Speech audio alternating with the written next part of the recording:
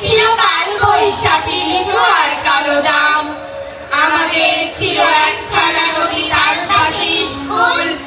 বৈশাখে ছিল রবীন্দ্রনাথ, ষষ্ঠীতে নজরুল। রবি